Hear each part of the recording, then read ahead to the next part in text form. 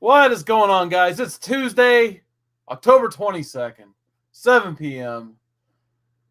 How's it going?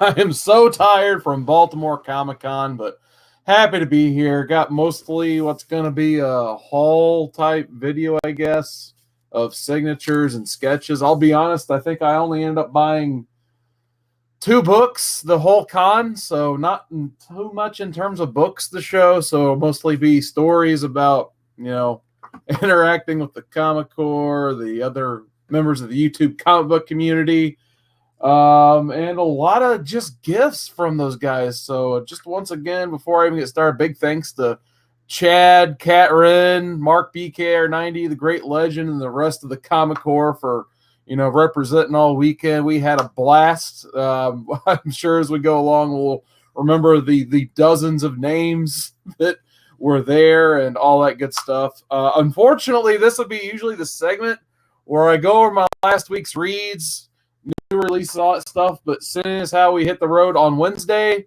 didn't get back till Monday, and I slept through most of Monday and then didn't get a chance to do anything today because of family circumstances. I haven't read squat in a week, so we're going to bypass that whole section and just get right into the chat here. So we'll go ahead and start with Mr. Gretzky9966. What's going on, man? He says the show's returned. Yep, it's Tuesday. I'm going to try to do these more often than not, just to kind of generate a little bit of traffic over here on this channel, because I still have 400 some subscribers that I don't want to forget about. So thank you to guys for showing up. As usual, we got Chris Barrett in the chat. What is going on, man? Hopefully we didn't kill his phone with all the notifications going on all weekend on the Comic Core channel. Oh, and look at this. We got Chad from 90MF Comics. He says, drink it in, man. YouTube is 90. And I forgot my waters. So we're already off running to the races here. Oh, we got Comic Core Chad. How's it going, man? I'm so glad he survived the weekend. Once again, big shout out to Chad for hosting more or less all of the Comic Core members, the comic book community members. He had tons, if not the entire responsibility of the Comic Core booth. So without Chad, none of that would have happened over the weekend, not a bit of it. So big thanks to Chad. We can't thank him enough. But yeah, definitely huge thanks to Comic Core Chad. And then we got Liking the Covers 4963 in the chat. How you doing, man? Glad to see you in the chat. And he wants a little bit of that bubbly. So 90, he likes a little bit of that bubbly. So there you go. And Barrett says, surprisingly, I didn't get most of the Comic Core notifications. Yeah, I'm guessing if we just keep packing them in there, eventually they'll just kind of stop, maybe, or have mercy, I guess. But yeah, I'm trying to edit a couple videos. I just got freed up from my family obligations, so I'm trying to at least edit. There's one video I'm just editing to get some of the dust off, I guess, because it's been a while since I edited anything. It has to do with me, Legend, Whitewell, and some Don Rosa chilies. So hilarious video is going to ensue there. So I guess I'll just get started into the whole story of what was Baltimore Comic-Con. So no, it was Wednesday, actually. Cat Wren Figures. So shout out to Cat Wren, shout out to Mark. They came and got me, and we're going to drive a 12-hour drive all the way to Baltimore, but with one pit stop on the way to pick up Chad from the Comic Core. So as you can imagine, there was a lot of fun road tripping to be had there, but they kept teasing this pet. They're going to drop off a pet at my house. If you watch the Comic Core Off the Rails, they dropped all kinds of clues and such. So I guess the reveal of what that pet is, got this wonderful, cute wooden box with an elephant on there, I guess. The pet was a pet rock. So there you go. This is now my new household pet. It is supposed to encourage positivity and all that good stuff. So I thought just hiding it at work somewhere to try to make the positivity go there. But for now, we got ourselves a pet rock, beaming positivity over the airwaves to you guys. So going back in the box, we'll go ahead and try to put it in the shot somewhere here. And I failed miserably. All right, well, there's the pet rock. So anyway, go on the road for 12 hours. Pick up Chad. We actually picked up Comics Explained on the way as well. So trying to cram 5 people and everyone's luggage plus lighting plus coolers plus accessories into a Nissan Armada for 4 additional hours. It's not as fun as it sounds, especially when driving through the mountains, but nonetheless, resiliency paid off. We got to Baltimore. We set up the booth. It was all good fun. So I guess I'll just go ahead and get started with the haul, and we'll kind of tell the stories of the interviews and what happened there. So I want to start with the gifts that I received. So as you know, the comic book community and the Comic Corps fellows are very generous. Who was it? A Spectacular Spider-Grant. He just brought off a huge stack of books and was just handing them out to everybody. So I only took one book because I didn't want to hog all the books and stuff that everyone was taking. So he just gave me this Joker issue 1. It's the John Carpenter written Joker. So I figured I was kind of thinking about getting this one. So I figured it was a sign to just go ahead and take it. So why not? So big thanks to Spectacular Spider-Grandpa for hooking this one up. So ended up picking up from him. And then Chad, I believe he bought this at the booth we were hanging out at all day. So was indiecomics.com was hosting our booth. And they were selling $3 comics like Silver Age, Bronze Age, that type of stuff. And Chad was nice enough to buy me this Doom Patrol, which I thought was really awesome. It has was an animal, vegetable, mineral man. If you guys watch the show on the DC network, you guys will definitely be familiar with this character and the hilarity that ensues by the bizarre character here. So thank you for that, Chad. I really appreciated that. And then Drew actually hooked it up with a couple of books. So he found a vendor that was selling $2 comics, $2 variants. And he knows I like me some Ninja Turtles, as you can see behind me there. He bought me this Ninja Turtles number 89 variant. Actually, it's a pretty good issue where, you know, Splinter and the boys are thinking about how they're going to plan their Christmas. But however, with the responsibilities of Foot Clan, Splinter's unable to spend Christmas with the Turtles. So I don't even know if this is like a C or a D cover or what, but I thought that was really nice. And he also hooked it up with a WWE comic, which is actually in this nice Mylar. I have no idea what issue this is, but it's got the $1 Million Man and Virgil on it, so it's got to be worth at least like what, $10. You know, Virgil, he likes his $10, so he can get those unlimited breadsticks, salads, and soups from Olive Garden. So gotta love Virgil and his tenors. So there you go, Virgil and Ted DiBiase.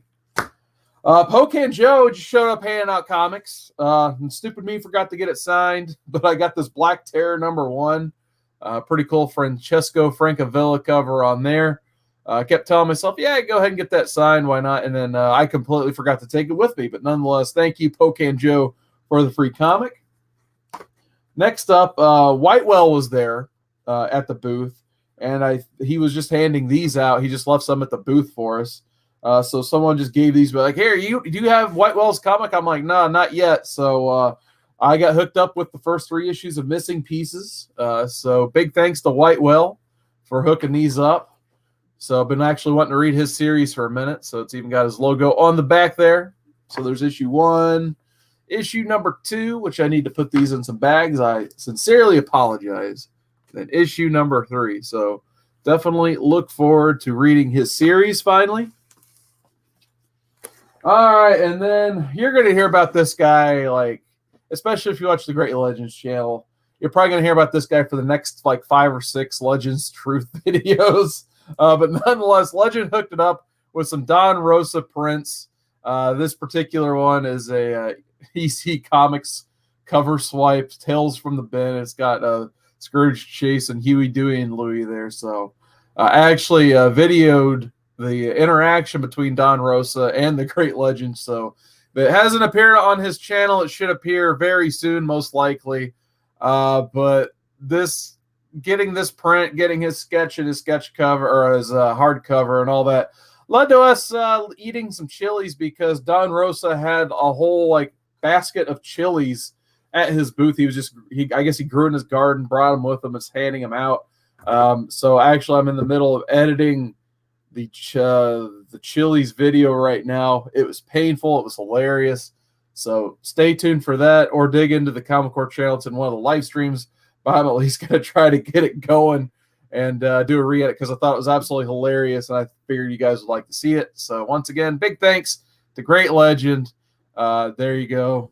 Got that awesome print. I'll have to find some space on the wall for that. All right. So before we get into the signature part of the haul, let's go ahead and get back into that chat and see who we got going on. We got Bob World in the chat. How's it going, man? Once again, he's just been killing it with the graphics for the Comic Core. I saw he posted a new one, like the 20th Century Fox logo, except it's the Comic Core version of it. So big thanks for that, Bob World. That was pretty cool. All right, let's see. Oh, we got Sam's Tangled Web. Burn it down. What's going on, man? I always like seeing Sam in the chat. One of the best in the community right there. We still got Chad hanging out saying hi to Sam in the chat. Liking the covers. He says cool looking covers on those books. I'm assuming he's talking about the White Whale Missing Pieces. So definitely can't wait to read those once again. And Chris Barrett says he saw the Don Rosa Peppers Legends live stream. So once again, I can't wait to hopefully I can dust off my editing skills and put together somewhat. Unfortunately, on a lot of my interviews, I don't know if someone tripped over a mic wire or something, but we didn't discover the microphone we were talking into was out until a couple hours into the day. So unfortunately, a lot of the interviews, they may be hard to rescue at this point, but nonetheless, we'll tell those stories here in a few minutes. But for the creators I wanted to meet at this con, the number one among them was Brian K. Vaughan. Of course, if you guys follow my channel at all, you know I like me some Brian K. Vaughan. So once I heard he was going, I didn't think I was going to have a chance to meet him. But I carried 2 particular books in my backpack just in case. But the Baltimore Comic-Con, it just seemed like, it was a lot easier going. Lines were easy enough to get into. Pretty much the only line I didn't get into because I didn't have time and it was always capped was Walt Simonson. So Baltimore loves him some Walt Simonson. And, his lines would get kept early and often. But surprisingly, I was walking by Brian K. Vaughan's booth, and there was a manageable line where I didn't have to wait over an hour. So I ended up getting Saga #1 signed finally. So got a beautiful signature on that. This will be going on the wall somewhere in my house. So extremely happy to get that signed. And, of course, I had to get me the Y the Last Man issue #1 signed. As well. So I was extremely happy to have both of these signed. So these will be displayed back to back somewhere. He also did something else for me, which I'll show in my sketchbook here in a little bit. I was busy with a lot of interviews on Saturday, so I was unable to go meet Tom King and Mitch Gerrits. However, Cat Wren Figures was adamant she was going to meet Tom King and Mitch Gerrits. So wherever Cat goes, Mark is usually dragged along like a puppy on a leash, basically. So Cat had 2 items. Mark was standing behind him. We're like, so I'm really busy. I'm just getting out of the Don Rosa line, helping out Legend get his moment on film. And once that was done, I ran over to the Tom King, Mitch Gerrits line. So it's like, I got to go to the Comic Core booth. Can you get these things signed for me, Mark? And Mark was more than happy to oblige. So big shout out to Cat and Mark for hooking these signatures up. So I got my Mr. Miracle #1 signed in gold on the bottom by Mitch Gerrits and Tom King. So big thanks for that. And had to get the hardcover signed as well. But Mitch Gerrits was really nice and did like a little quick remark on the inside of Mr. Miracle. So I was extremely happy with that. Of course, I didn't tell, like, hey, make sure he does a remark or anything like that. I'm guessing he just did it. So once again, big shout out to Cat and Mark for hooking up the signatures there. Always like trying to meet these creators myself. Sometimes it just doesn't happen. And Cat and Mark really hooked me up there. So thanks again for that. Next up, I was surprised this guy had, I don't know if it's just because he was on the other side of the con or what, but I was shocked just to be able to walk up right up to this next creator. No line, nothing, nobody at all. So I went to Francisco Francavilla's booth. I had Detective Comics 871 signed beautifully in the middle, even drew a little bat on there. So like I said, no line at all for him. So I even took out my hardcover, which was already signed by Snyder and Jock.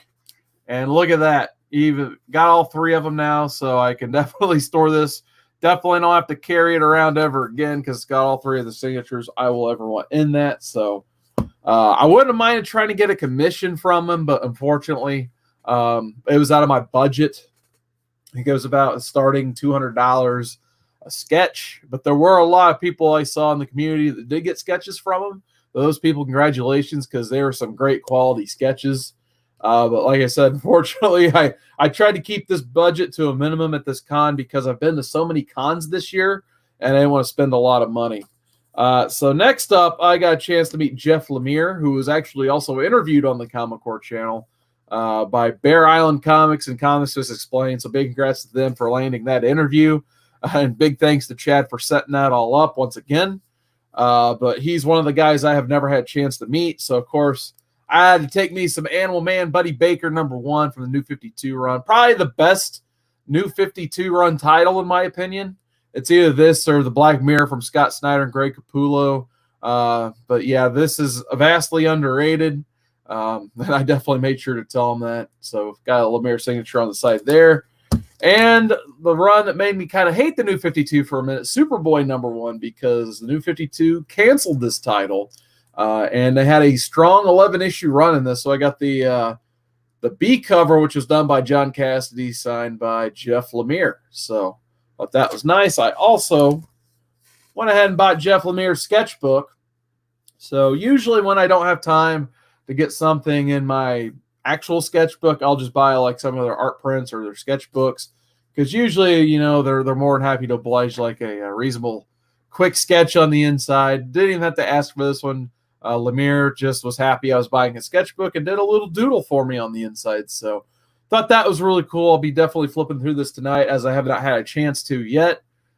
So very happy with that. I actually do have a Jeff Lemire sketch cover posted on my wall over there because I got it in a mystery box way back when. It was like the Image 25th anniversary blind bag box, whatever you want to call it.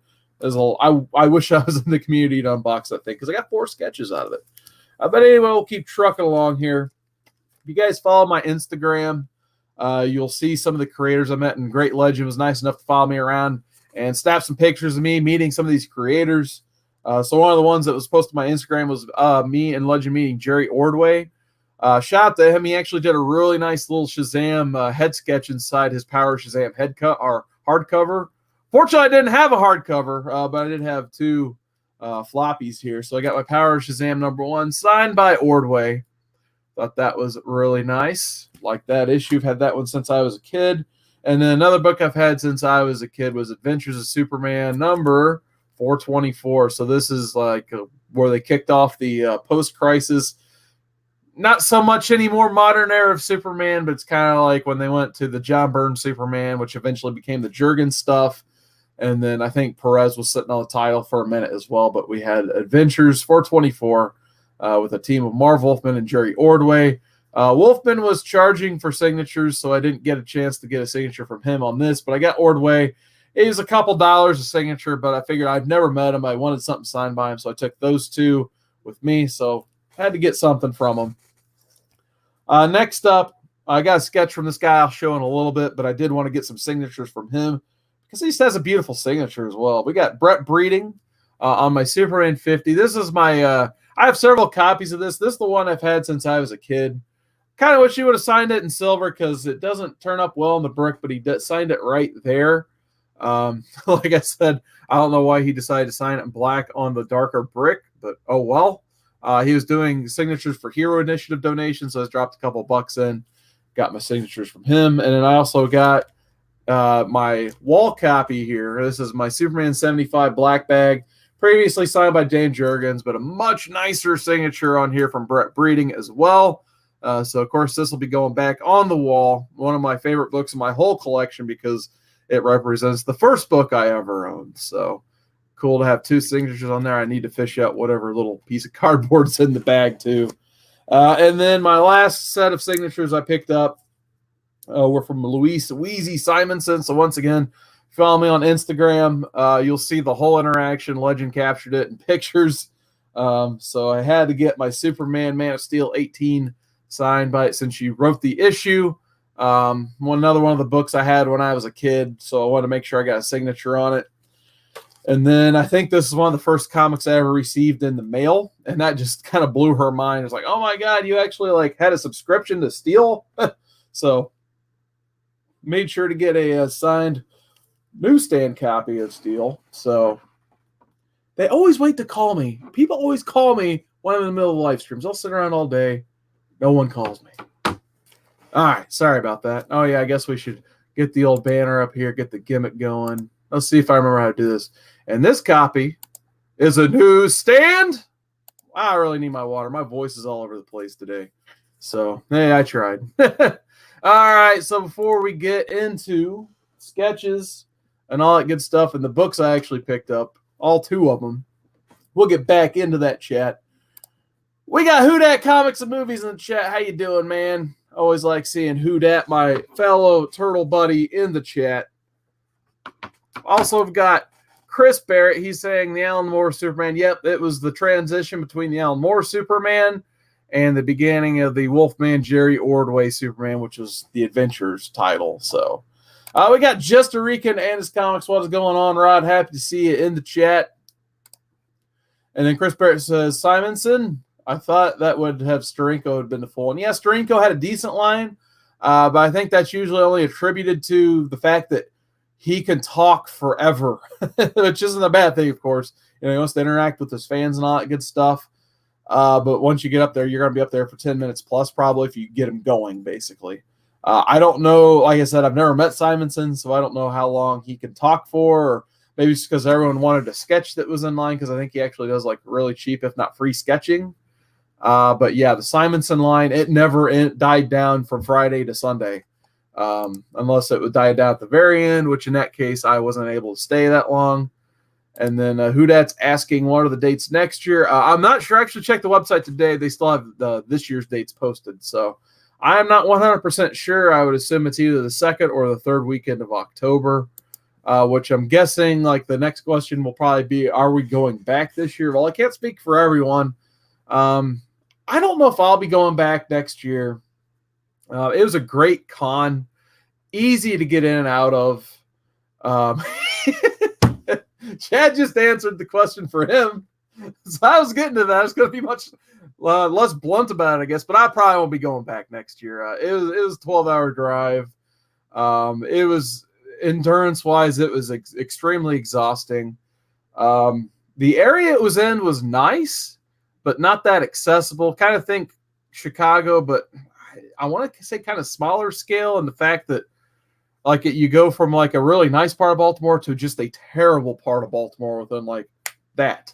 So I mean, and then they had a runner's marathon on the Saturday, so it was just downtown was just very jam packed, and it was just very hard to get to. So, so yeah, the official answer from the Comm Corps is no. So thank you for putting that as clear as day, Chad. I appreciate it. So I was going to say no for myself as well, but there you go. I'll keep flashing on the screen for you. So, yeah, that answers that question there. All right, so we'll go ahead and I guess do the 2 book pickups. Well, I haven't even bagged a board, and I've already got crease on it, but I don't care. I bought it to read. So I bought this X-Men #1. It was cover price. My local shop didn't hold it for me.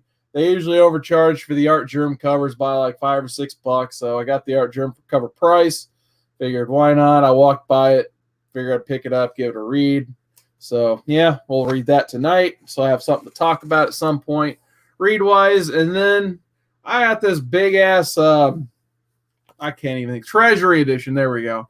So I got this Doctor Strange Treasury, which has some beautiful artwork from Frank Bruner, Steve Ditko, and all those guys. But mainly, my favorite personal Doctor Strange is the Englehart Bruner stuff, which is the last part of this. So $10 for Treasury, this quality, I definitely had to pick it up. I thought it was really nice, so I got that. And that's the 2 books I picked up. I kind of told myself I need to be more disciplined. I'm trying to stay away from just run filler issues I don't need, because I can read a lot of the stuff digitally now. And then obviously key books were just at every con they're just overpriced anymore. You have to try to make deals, and I wasn't in the mood for that. So That pretty much eliminated most everything I was looking for right there. I went looking for a Swamp Thing 9 and just any early run Turtles, and I didn't find any of that for reasonable prices. I wasn't going to pay more than a few bucks for any of those issues, so I gave up pretty quickly on just looking for loose issues of comic books. I could have easily loaded up at our booth for $3 silver and bronzes, but I resisted. A lot of, like, pretty much most of the Comic Core and the people who came with us blew through those long boxes before the show even opened. So I knew there was not too much of a reason to actually go through those bins again. So yeah, I made it out of there with only 2 book purchases. However, what broke me were the sketches. And that's not a bad thing either, because in terms of, I kind of sounded like I was slightly negative about Baltimore. But honestly, it's one of the best artist alleys I've ever seen ever. You're out. You could get like a sketch on average of $20 to $30, where usually the average is $50 plus, and you don't know the quality you're getting. But before we get into this stuff, we'll go ahead and get back into that chat one more time after we flash Chad's answer there from next year's Baltimore Comic-Con. Who Dat says, well, that makes my mind. That'd be the only convention I would be available for. Yeah, Who Dat, if it's not too big of a hike for you, I mean, you definitely. I still suggest it if it's close for you. But if it's like 4 hours plus, you might want to think about it. They did have a strong lineup, but man, like I said, I just don't like traveling that far. I'll be perfectly honest. Chad says, too much on the horizon, needs C2, E2 maybe with Chuck. Yeah, that's the pick I would pick too as well. I think me and Chad are on the same page there. If we're going to do the next con, it'd be C2, E2. I know he's probably going to fly there. It's a 4-hour drive for me. And I've been to every C2E2, so no matter what, I'll probably be going as a general admission, if nothing else. But hopefully, it'd be cool if we could get something going there. But like I said, we're just recovering from the insane exhaustion that was Baltimore, because especially Chad, he put in the footwork, man, and whew, it was exhausting. All right, and then we got JLS Comics in the chat. His little gimmick hasn't popped up on the side yet for me to click on. He's saying, how's it going? And then looks like Who Dat says the flights are about $60 from him to Baltimore. So like I said, if you're willing to take a flight, invest in a hotel room. Also, just the food around the downtown area, you're spending like $20 a meal, and it sucks price-wise. So it's either that or you kind of venture off on your own. You don't want to do that around that part. So yeah, we'll go ahead and get back into the sketches. So the first one I have to show is actually this little sketch card. Now that was hilarious because it's a Alucard from Castlevania Symphony of the Night. So I got an Alucard card, pun intended. This one, luckily he left this card. It's from Raymond Lowell. And there you go. There's the information there. If you guys like what you see, you could probably hit him up on Instagram or on his Gmail and get some nice commission work done. But I thought this was by far the best piece of art he had at his booth. He had a lot of other sketch cards and stuff, but nothing near this detail. When I drew it out of the little card thing he had, he's just like, I don't know why that one was still in there, but it was. So congratulations, you're getting it for $5. So yeah, $5 for a sketch. I mean, you can't beat that. So I'll definitely try to find a little spot for this on the wall. Thought that was awesome. Oh, let me flash Chad's next answer there. No Airbnb. We are retiring the Airbnb plan. So there you go, Chad. Hopefully you're happy with me submitting your answers on the screen there. So no Airbnb. I agree. And then JLS says, I have to show up to these cons eventually. Yeah, man, it'd be cool to see you at the cons. That's how we're going to conclude tonight's episode. Just trying to recap everybody I saw. It may take another hour to do so because there was a lot of the comic community represented at this con. So next up, unfortunately, I forgot. There are so many artists I met and actually got some work done from. I was like kind of like all over the place. I did a terrible job notating who I got sketches from. So I think this guy's name might have been Andy King or something like that. He did this Daredevil for me, which I kind of followed Catrin Figures around Artist Alley for a while, just kind of looking at some of her recommendations and getting some stuff done. She'd basically submit a sketch idea that I'd come in right behind her and submit a sketch idea. So we're kind of on the same page in terms of artist pickups and that stuff. So I got this Daredevil done. I think it was only $30 in color to get this cover done. So I thought that was really cool for $30. So I'll definitely have to find a way to display this. At the very least, I'm going to put it in one of those. I still have a couple of those clear backing boards I found really cheap packaging with some comics at half price books. So if nothing else, I'm going to put it in a clear backing board so you can see the back, and then probably just get a wall spot for it. Put that back in there. And I think Cat Rain got my Mylar that this was into, but nonetheless, I'll re-Mylar that one up. It's in one of those stupid sticky boards that I hate. So we'll fix that before we hang it up. Let's see if I still have this next person's info on my phone. I got this Daredevil done. Miyu Kiran, something like that. Don't know if that's right or not, but she did what's supposed to be called a chibi Daredevil. She did pencils and inks on it. So another $30 sketch.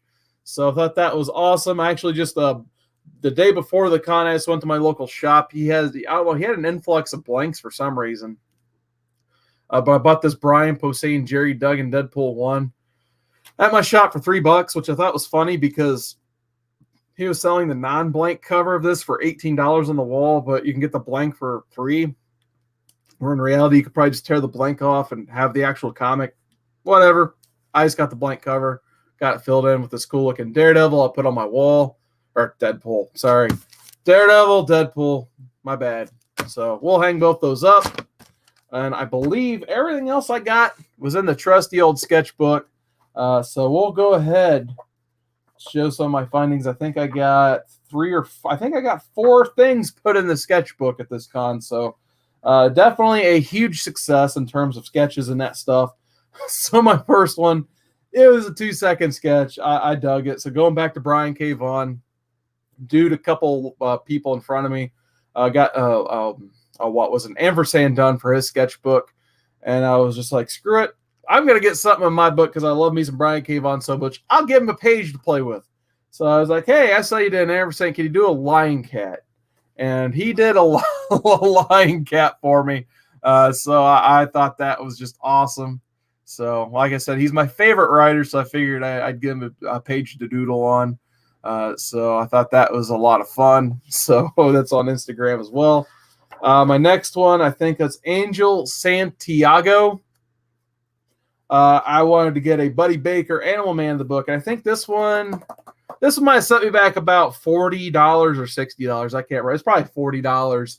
I don't think I paid too much for this one. But he did like pencils, inks, and just a little bit of color thrown in there. So I got me an Animal Man. So finally got an Animal Man for the book, which makes me happy. He's just like, he felt like drawing some DC, and I kind of gave him the option of Animal Man or Ted Kord Blue Beetle, and he was an Animal Man guy. So that's why he decided to put together for me. So big thanks for that. Unfortunately, this next artist, I cannot remember for the life of me. I'm going to have to look it up on their, hopefully, artist alley list to see if I can get it ring a bell. But I got this cool shredder done. I think it was another $50 sketch with inks. So I thought that was awesome. So definitely very happy with that. Just the sharpness he put on the blades really comes through. So I definitely feel bad for forgetting which artist that is. But, man, I'm definitely have to look that up and notate that on behind the page. But yeah, definitely very happy with that. The quality of that shredder for the price I paid. And then my last one, I ended up doing a $100 Hero Initiative donation. It's pretty much what wiped out the rest of my wallet for the weekend. But this is one of my favorite probably my favorite inker from my childhood. Besides, I'm trying to think of Tom Grummett's inker. God, I just said he's one of my favorites, so I can't think of his name. Doug Hazelwood. So Doug Hazelwood probably my favorite inker from the Superman line, but definitely up there as well as Brett Breeding. But Brett Breeding definitely leaped in first place after doing this sketch because he did this awesome Doomsday. So definitely my biggest pickup from the show, and definitely the pickup I am by far most happy to have, and maybe my favorite sketch I've gotten this year, which I've gotten a lot of them. But yeah, he knocked it out of the park on this Doomsday. Like I just can't get over the quality of his inks on that. But basically, I was kind of exhausted, but I wanted to sketch from him. And I'm just like, what do you feel like doing? And he's just like, I don't know. Name a character. I'll let you know if I want to or not. So I named off Crypto at first because Cat she got a cool crypto and artist alley. So I'm like, I wouldn't mind having a crypto. And he just goes, nope, next. And I was like, what about a Jimmy Olsen? I haven't had Jimmy Olsen ever in a sketchbook. I wouldn't mind starting to collect some Superman characters. I already got Supes in there, and I don't really need another one. And he's just like, nah, I'm good on that. Next. I'm like, well, what about Doomsday? He's like, there's a lot of quality line work in Doomsday. Since I turned you down twice, I'll go ahead and do a Doomsday. So he did a Doomsday, and boy, he's knocked that out of the park. So awesome, huge thanks to Brett Breeding. I could not be happier with that. So very, very happy with that Doomsday. So like I said, 4 sketches in the sketchbook. And I think I also got just the, show you what other signatures I got. Got a Jerry Ordway. Signed my book for free. Did a little Superman logo there. And then a few spaces below him right there, I got a Wheezy Simonson little signature there. And then I think those are the only 2 I actually had added to these pages here. So slowly running out of room up here. But there you go. I don't know why I didn't have Jeff Lemire. Oh, yeah, I didn't have the sketchbook on me for Lemire. That's why. So, yeah, that's the one bad thing about a sketchbook. Sometimes you turn into an artist and then you meet another artist or writer you really like, and you just want to flip this open and have them sign up, but it can't be done. So, yeah. Oh, well. All right, let's go over the chat, and then I'll kind of just, let you guys know who I met and had to have a chance to have a good time with. We got Perry's Comics in the chat. What's going on, man? He's still, I think I see him behind that door lurking over. He's always lurking, that guy. So he's hiding out somewhere. And we got Common Civics Explained. Had a chance to be very crammed in a vehicle with him for 4 hours on Thursday night or whatever day. I don't even remember what day it was anymore. I think it was Thursday morning. We were crammed in a car together. So got closer than I ever would have wanted to Comics Explained over the course of the weekend, to say the least. And we got Chris Barrett saying, all hell the sketchbook. So absolutely, like I said, it's my baby. I should put a little baby bow on it or something. It already has a little ribbon at least. So, yeah, it's my baby. All right. So I guess to just put some finality on Baltimore Comic-Con, it was a blast.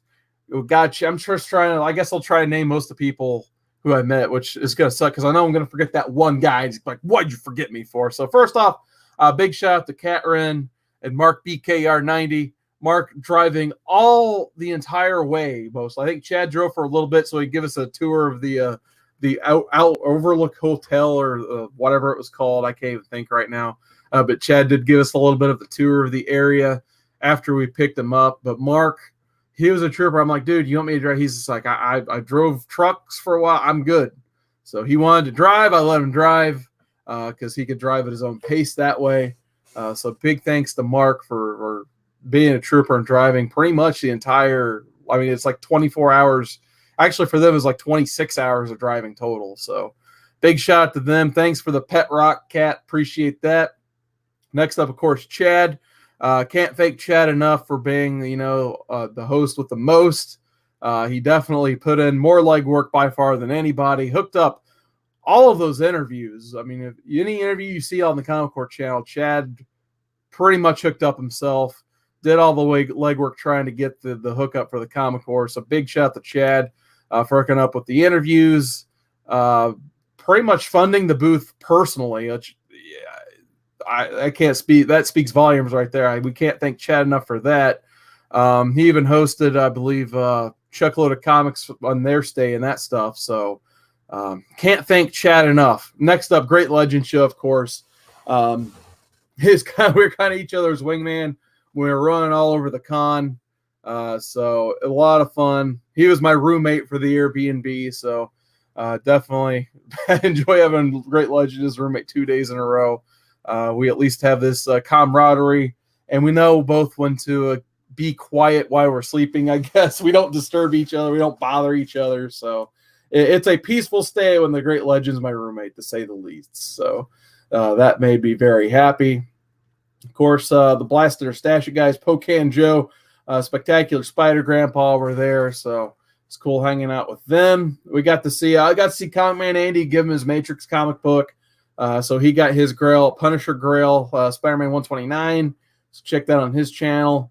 We got to meet the Simple Man Comics family, like him and Bolo were there as well. we got to meet Real Comic Book Talk. So all three of those guys, I mean, the energy they have on camera, that's the exact energy they bring when you shake their hands. So definitely really enjoyed meeting those guys. They were cool as hell. Hopefully one day we'll get a chance to hang out with those guys again. The congratulations to them for crossing 1,000 subs.